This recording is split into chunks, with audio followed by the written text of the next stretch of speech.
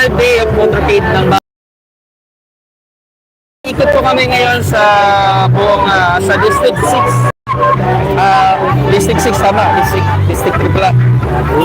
So papunta ito ng Rodriguez at doon po yung magiging rota nito ngayon.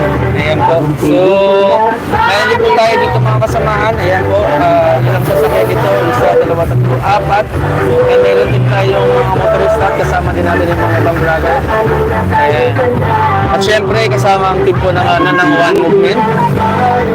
And para po ikumpanya po yung ating Bagong Pilipinas Party List 146 po. So ito po ngayon yung pangatlong araw ng aming motorcade ng Bagong Pilipinas Party List. Ayan po. So kahapon po, nag-start po ang motorcade namin nung Monday. Alright? So last na po ito ngayon. Yung motorcade na ito. And update na lang po kami kung kailan ulit yung aming yung next na motorcade. Ayan po. Ito yung ating nagabigay ng tarpaulin. So tarp lang po yung pinamimigay talaga namin. Ayan. Para mag-mark po talaga sa mga tao.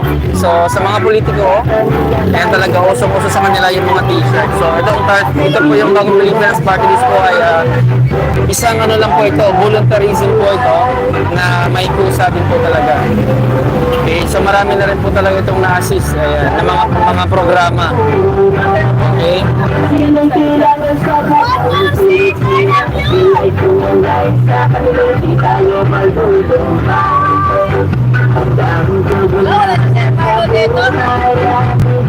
Yeah.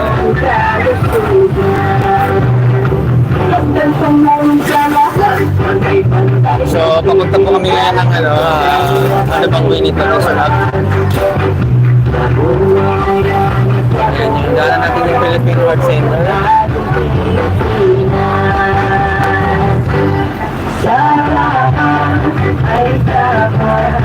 So, abangan nyo kami sa Rodriguez. Kasi po, dyan po yung daan namin. Alright. So, see you po sa update. Bye-bye.